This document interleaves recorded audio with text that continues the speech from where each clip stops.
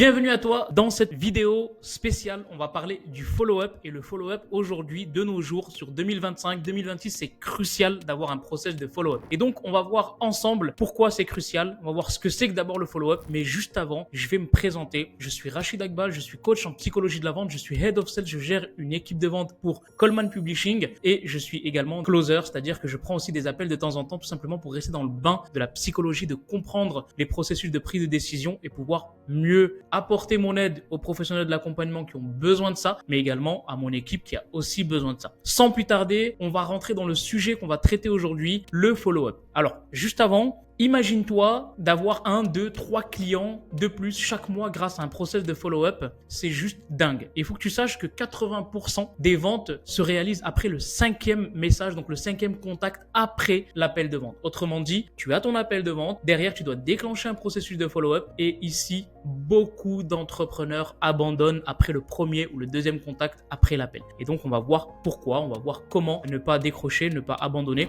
et on va le voir par la suite. Donc, imagine-toi aujourd'hui, je te révèle cette méthode en 5 étapes que tu vas voir, tu l'installes, tu commences à avoir 1, 2, 3 clients de plus parce que tu les as suivis derrière l'appel de vente. C'est juste banger, game changer et on va voir la suite. Donc déjà, pourquoi le follow-up c'est crucial? C'est important de le comprendre. Je vais te donner quelques statistiques. Est-ce que tu sais que la majorité de tes prospects ne prennent pas les décisions immédiatement? Pourquoi? Parce qu'on est rentré sur ce qu'on appelle l'ère de la méfiance. Ça veut dire quoi? Ça veut dire qu'il y a tellement de coachs, de thérapeutes, de prestataires de services, de consultants, de experts aujourd'hui sur le marché qui fait qu'ils sont dans une masse d'informations et on ne sait pas qui fait quoi, qui est bon, qui est moins bon, etc. Et donc du coup, ce qui crée un besoin de réflexion profonde dans le cerveau, dans l'état d'esprit de ton prospect. Et donc c'est important de pouvoir l'accompagner derrière l'appel de vente pour qu'il puisse se sentir compris, se sentir intéressant et intéressé et pour que tu puisses l'aider à prendre sa décision. Je vais te raconter une anecdote, une histoire qui m'est vraiment arrivée. J'ai suivi des gens pendant 12 mois et pendant 12 mois, j'ai fait ça en mode monologue, c'est-à-dire que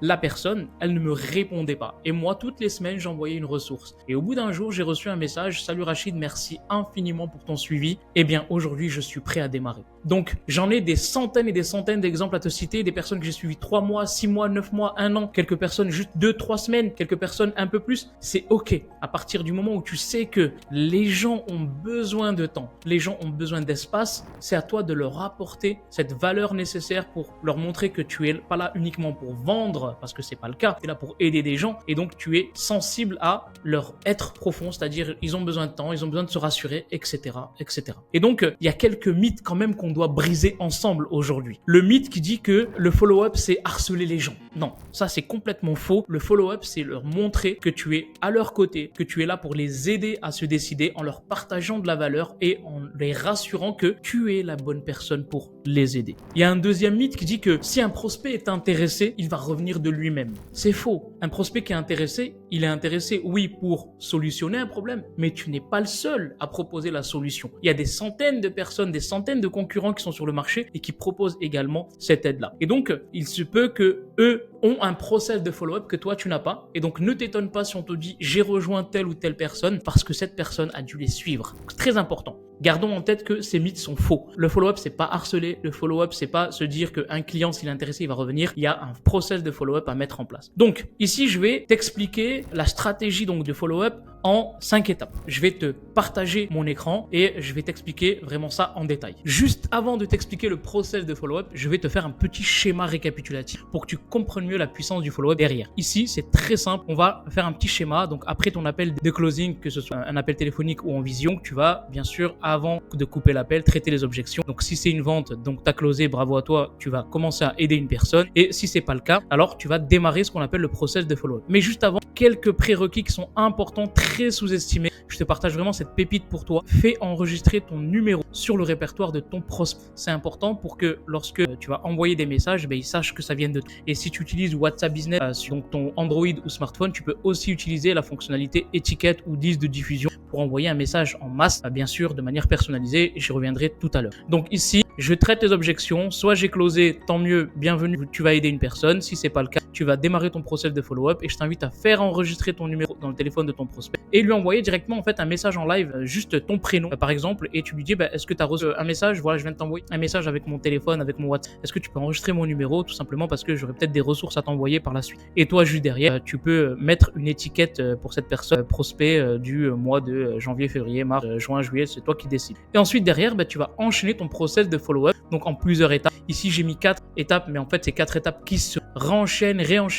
jusqu'à ce que le prospect se décide. Donc tout simple, bonjour prénom, je souhaite que tu ailles bien. Je me permets de t'envoyer cette vidéo qui pourrait avoir du sens pour toi. Je mets le lien de la vidéo. Si c'est un document PDF, je mets le lien du document. Si c'est un e-book, je mets le lien. À très vite. 2-3 jours après, bonjour prénom, j'espère que tout va bien pour toi. Petit cadeau, je pense que cette vidéo ou cette ressource, un PDF, n'importe lequel, peut t'aider. Je mets le lien, au plaisir de te lire. Et vous avez vu dans les 2 premiers messages, je me détache complètement de la vente. Je suis pas là à lui dire, est-ce que tu as pu te décider? Est-ce que tu as pris ta décision? Non, complètement un détachement. Et ensuite, pareil, bonjour prénom, quelques jours après, donc 2-3 jours, comment vas-tu? Encore un petit cadeau pour toi, je suis certain que cette vidéo peut avoir du sens pour toi. Lien, au plaisir de te lire. 2-3 jours après, donc ce qui fait là un total de quasiment de 9 jours au total, voire 10. Bonjour prénom. As-tu eu le temps de regarder les ressources que je t'ai envoyées? Qu'est-ce que tu as retenu? Qu'est-ce qui t'a parlé? Qu'est-ce que tu as pu comprendre et voir à travers ces ressources? Au plaisir de te lire. Et même si le prospect ne me répond pas ici, je continue à enchaîner et j'envoie des ressources jusqu'à ce que je l'accompagne à prendre sa décision. J'espère que ce process a été clair et on continue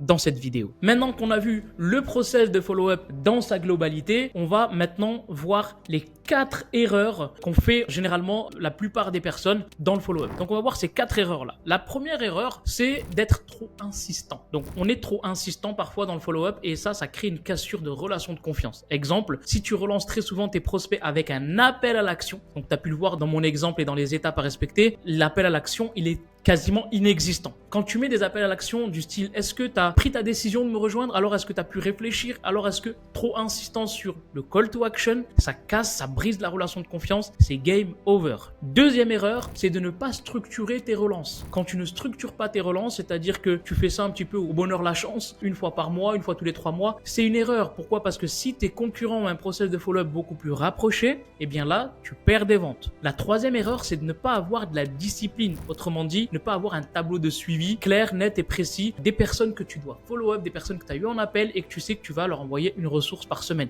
Un tableau à plusieurs colonnes, on parle de CRM pour les personnes qui sont plus avancées, un tableau Excel, ça fait largement l'affaire. Et enfin, la quatrième erreur, c'est de ne pas personnaliser les messages. Si tu envoies un message en lui disant « Bonjour à vous, comment allez-vous » non, c'est « Salut à toi », tu mets le prénom « Salut François », « Salut Françoise » et tu mets ton message derrière, ça va leur permettre vraiment de sentir qu'ils sont personnalisés. Si effectivement tu es dans la masse, pense à trouver une tournure de phrase qui peut englober un petit peu tout le monde, mais montre ta personnalisation. Ne fais pas de l'envoi groupé du style cadeau pour tout le monde et je t'envoie la ressource. Non, personnalise quand même le message. Donc, j'espère que cette vidéo, elle t'a été utile. Elle est courte, intense, riche en informations. Et en tout cas, ça m'a fait plaisir de te partager ce process que tu peux implémenter en fait tout de suite dans ton activité. Moi, personnellement, depuis que j'applique le follow-up, je gagne régulièrement des clients qui avaient dit je vais réfléchir, je dois en parler, etc. J'ai traité les objections dans l'appel et derrière le fait de les suivre quelques semaines, quelques mois, ça leur a permis de se choisir, de se décider. Mais je sais que c'est grâce au follow-up. Pose-toi juste une seule question. Imagine que tu peux transformer des gens, des vies grâce à ton activité en mettant en place un système de follow-up avec une discipline, une organisation et une bonne manière de faire dans ton activité. Ça te fait quoi d'avoir 2, 3, 4 clients qui viennent parce que 3 mois après, tu as été proche d'eux et tu leur envoies de la ressource, des valeurs, tu les as inspirés. Ça leur permet effectivement de se décider et ça fait du chiffre d'affaires pour ton entreprise. J'espère que cette vidéo t'a été utile. Si c'est le cas, je t'invite à liker, à partager à d'autres personnes peut-être qui en auront besoin. Et en tout cas, pour ma part, je t'ai préparé un atelier qui dure exactement 35 minutes et quelques. Tu pourras regarder cet atelier, il est juste en dessous en commentaire. C'est un atelier complet où je te partage vraiment beaucoup de choses et je t'invite à